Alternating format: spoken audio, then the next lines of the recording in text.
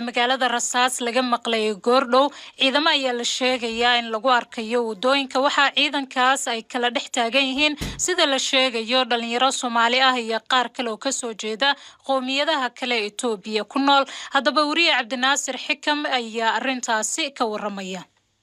markay saacadu ahayd 9kii iyo waliba 20 daqiiqo ayaa markii dadku ay maqleen xabadaasina waxay ka dhacday xaafadda lixaad ee magaalada Jigjiga waxay ku bilaabatay sida la sheegay dhalinyaro ayaa waxay gaariyo dhagaxyo ku turtureen ka yimid magaalada Jidacsanay gaar ahaan tuulo u dhow oo la yiraahdo Qojar gaariyaashaasna waxa saaraa sida la sheegay waxay dadka diinta Kiristaanku ay caabudaan markii kaniisadii yimaadeen ayaa dhalinyaro qoomiyadaha aan Soomaalida ahayna ayaa gadooday isla markiina waxay xidheen kaniisada agteeda waana xafiiska xaafadda lixaad meel ka soo horjeeda ayay xidheen oo soo socodkii magaalada wadada weyn halbowle Axmed Gure loo yaqaano halkaas ayay xidheen marka boolis ayaa u yimid oo damcayn oo kala kaxeeyo booliskii ayaa maaragtay waxay ku bilaabeen dhagaxyo tuur saasayna xabadu rasaastu markaa ku bilaabatay inta badan hadda wadooyinka oo dhan waxa taagan ciidamada militariga oo koofiyad casa meelaha dadku isugu soo baxaan ama yar burburka ay arkaan xabada ayaa maaragtay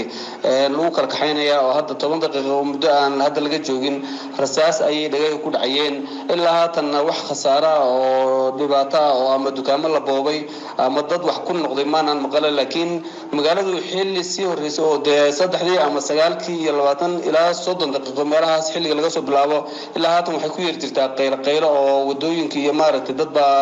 marba dhalinyaro u badan baa isa soo tubaya rasaas baa loo kala caydinaya marka dukaamaleedii iyo dadkii ganacsatada oo dhan albaabada isugu dhufteen maaragtay iyo meelihii meheradii ama wax laga cabay ama wax laga cunay baararkii iyo maqaxyadaha marka xaalad baa yar taagan laakiin dad badan oo mas'uuliyiin oo la hadlay